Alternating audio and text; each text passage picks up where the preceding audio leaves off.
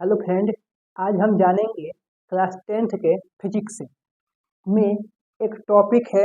उस टॉपिक का नाम है दर्पण, उसके बारे में। ठीक है, तो चलिए इसको शुरू करते हैं। देखिए, सबसे पहले दर्पण है क्या? तो कहेंगे दर्पण एक पदार्थ है। ठीक है, दर्पण क्या है? एक पदार्थ है जो प्रकाश के अधिकांश भाग को परावर्तित कर देता है। परावर्तित कर देता है। ठीक है, क्या कर देता है? परावर्तित है। ठीक है, तो कोई पूछेगा दर्पण किसे कहते हैं, तो कहिएगा दर्पण वह पदार्थ है जो प्रकाश के अधिकांश भाग को परावर्तित कर देता है। फिर सुनिएगा, कोई पूछेगा दर्पण क्या है, तो आप कहिएगा दर्पण वह पदार्थ है जो प्रकाश के अधिकांश भाग को परावर्तित कर देता है। ठीक है, फिर सुनिएगा एक बार और, दर्पण क्या है, तो कहेंगे हम दर्पण वह पदार्थ है जो प्रकाश के अधिकांश भाग को परावर्तित कर देता है। अब देखिए, दर्पण जो है ना, दो प्रकार का होता है। कौ प्रकार का? दो प्रकार का। ठीक है, पहला होता है आपका समतल दर्पण। समतल दर्पण। ठीक है, दूसरा का आपका होता है गोलीय दर्पण। गोलीय दर्पण। गोलीय दर्पण। उसके बाद सुनिएगा लोग, गोलीय दर्पण जो है ना, दो प्रकार का होता है। आपका होता है, एक होता है अवतल दर्पण। ठीक है, और एक होता है आपका उत्तल दर्पण। ठीक है, हम फिर से बोल रहे हैं, सुनिएगा। दर्पण क्या है, तो कहेंगे दर्पण वह पदार्थ है जो प्रकाश के अधिकांश भाग को परावर्तित कर देता है। ठीक है, उसके बाद पूछा जाएगा दर्पण कितने होते हैं, चाहे कितने प्रकार के होते हैं। तो आपका दर्पण जो होता है दो प्रकार का होता है। कौ प्रकार का होता है? दो प्रकार का। उनका नाम है समतल दर्पण और गोलीय दर्पण। उसके बाद गोलीय दर्पण दो प्रकार के होते हैं, अवतल दर्पण और उत्तल दर्पण। ठीक है, उसको फिर सुनिएगा, अवतल दर्पण को हम बोलते हैं, उसके बाद सुनिएगा लोग, अवतल दर्पण को अभिसारी दर्पण भी कहते हैं। अभिसारी दर्पण भी कहते हैं। ठीक है, और उत्तल दर्पण को अपसारी दर्पण भी कहते हैं। अपसारी दर्पण भी कहते हैं। ठीक है, अब पूछा जाएगा क्यों कहते हैं अवतल दर्पण को अभिसारी दर्पण, क्यों कहते हैं उत्तल दर्पण को अपसारी दर्पण। ठीक है, तो अवतल दर्पण में क्या होता है ना कि कोई अनंत से आता है किरण, तो वह फोकस पर आकर मिल जाता है लोग, आकर मिल जाता है लोग। ठीक है, इसी कारण इसको बोलते हैं अभिसारी दर्पण। तो कोई पूछेगा अवतल दर्पण को अभिसारी दर्पण क्यों कहते हैं, तो आपका जवाब होगा कि अवतल दर्पण में अनंत से आए किरणें फोकस पर केंद्रित हो जाती है। इसी कारण अवतल दर्पण को अभिसारी दर्पण कहते हैं। एक बार और सुनिएगा लोग, अवतल दर्पण में अनंत से आए किरणें फोकस पर केंद्रित हो जाती है। इसी कारण अवतल दर्पण को अभिसारी दर्पण कहते हैं। इसका उत्तल दर्पण को अपसारी दर्पण क्यों कहते हैं? उत्तल दर्पण को अपसारी दर्पण क्यों कहते हैं, तो बोलेंगे उत्तल दर्पण में अनंत से आए किरणें विभिन्न दिशाओं में फैल जाती है परावर्तन के बाद। ठीक है, इसी कारण उत्तल दर्पण को अपसारी दर्पण कहते हैं। एक बार और सुनिएगा लोग, उत्तल दर्पण को अपसारी दर्पण क्यों कहते हैं, तो बोलेंगे उत्तल दर्पण में अनंत से आए किरणें परावर्तन के बाद भिन्न भिन्न दिशाओं में फैल जाती है। इसी कारण उत्तल दर्पण को अपसारी दर्पण कहते हैं। ठीक है, एक बार और सुनिएगा शुरू से, दर्पण किसे कहते हैं, तो कहेंगे हम दर्पण वह पदार्थ है जो प्रकाश के अधिकांश भाग को परावर्तित कर देता है। ठीक है, उसके बाद दर्पण जो है दो प्रकार का होता है। तो आपसे पूछा जाएगा दर्पण कितने प्रकार के होते हैं, तो आपका जवाब होगा दो प्रकार के।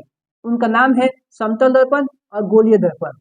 ठीक है, उसके बाद गोलीय दर्पण दो प्रकार के होते हैं, अवतल दर्पण, उत्तल दर्पण। तो पूछा जाएगा गोलीय दर्पण कितने प्रकार के होते हैं, तो आपका जवाब होगा दो प्रकार के, अवतल दर्पण, उत्तल दर्पण। उसके बाद बोले हैं अवतल दर्पण को अभिसारी दर्पण भी कहते हैं, उत्तल दर्पण को अपसारी दर्पण भी कहते हैं। तो पूछा जाएगा अवतल दर्पण को और क्या कहते हैं, तो आपका जवाब होगा अभिसारी दर्पण। चाहे पूछा जाएगा अभिसारी दर्पण किसे कहते हैं, तो आप बोलिएगा लो अवतल दर्पण को। उत्तल दर्पण को अपसारी दर्पण भी कहते हैं। तो पूछा जाएगा उत्तल दर्पण को और क्या कहते हैं, तो आपका जवाब होगा अपसारी दर्पण। अपसारी दर्पण पूछा जाएगा अपसारी दर्पण को और क्या कहते हैं, तो आपका जवाब होगा उत्तल दर्पण। ठीक है, उसके बाद सुनिएगा ध्यान से, एकदम ध्यान से। अवतल दर्पण में फोकस दूरी एवं वक्रता त्रिज्या होता है नेगेटिव, मतलब होता है ऋणात्मक। ठीक है, ऋणात्मक। और आपका उत्तल दर्पण में आपका होता है फोकस दूरी एवं वक्रता त्रिज्या पॉजिटिव, मतलब धनात्मक। ठीक है, तो आपसे पूछा जाएगा कि उत्तल दर्पण का फोकस दूरी कैसा होता है, तो आप कहिएगा धनात्मक। आपसे पूछा जाएगा उत्तल दर्पण का वक्रता त्रिज्या कैसा होता है, तो आप कहिएगा धनात्मक। आपसे पूछा जाएगा अवतल दर्पण का फोकस दूरी कैसा होता है, तो आप कहिएगा ऋणात्मक। आपसे पूछा जाएगा अवतल दर्पण का वक्रता त्रिज्या कैसा होता है, तो आप कहिएगा ऋणात्मक। ठीक है, आगे सुनिएगा। ठीक है, जैसे मान लीजिए कि कोई दर्पण है और उसका दे दिया फोकस दूरी -5 सेंटीमीटर। तो पूछा जाए दर्पण कौन सा है, अवतल है कि उत्तल है, तो आप कहिएगा दिया है माइनस में, फोकस दूरी दिया है माइनस में, तो हम कहेंगे अवतल है।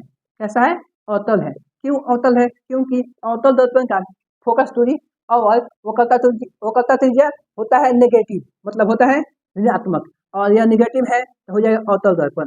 आपसे पूछा जाएगा कि दर्पण का फोकस दूरी 20 सेंटीमीटर है, तो दर्पण कौन सा है, अवतल के उत्तल, तो आप कहिएगा उत्तल। क्यों, क्योंकि यह जो है प्लस में होता है आपका उत्तल दर्पण में फोकस दूरी। ठीक है, इतना समझ गए होंगे। अब देखिए हम आपको बताते हैं इससे सवाल, ऑब्जेक्टिव सवाल। ठीक है,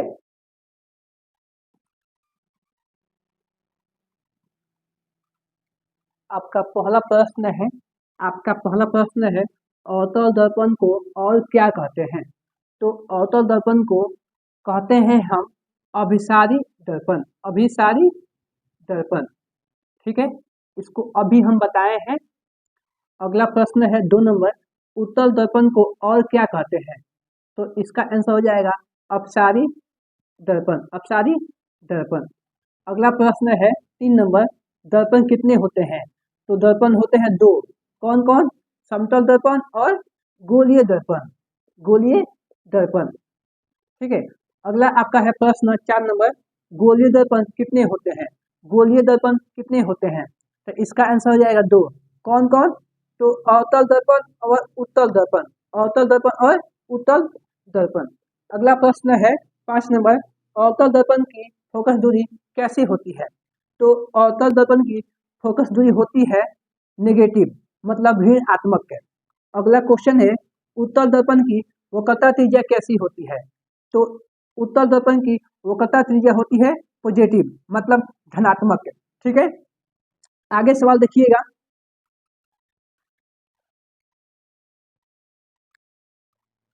अगला प्रश्न है 7 नंबर, अवतल दर्पण की वक्रता त्रिज्या कैसी होती है, अवतल दर्पण की वक्रता त्रिज्या कैसी होती है, तो हो जाएगा ऋणात्मक।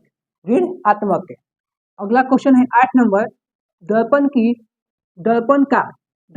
का फोकस दूरी -8 सेंटीमीटर है, तो दर्पण कैसा है। यहाँ पर दिया है फोकस दूरी नेगेटिव में, तो हम बोल देंगे दर्पण जो हमारा है अवतल दर्पण है। ठीक है, क्योंकि अवतल दर्पण का फोकस दूरी और वक्रता त्रिज्या होता है नेगेटिव में, मतलब ऋणात्मक में, तो यहाँ पर दिया है नेगेटिव में, तो बोल देंगे अवतल दर्पण आपका है।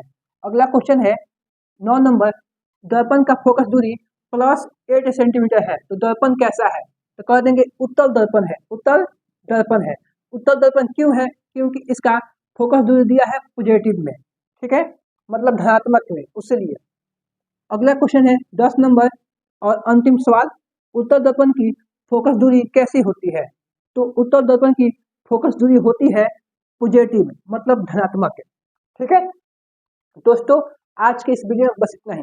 अगर आपको यह वीडियो अच्छा लगा है तो वीडियो को लाइक और चैनल को सब्सक्राइब करें। वीडियो देखने के लिए धन्यवाद।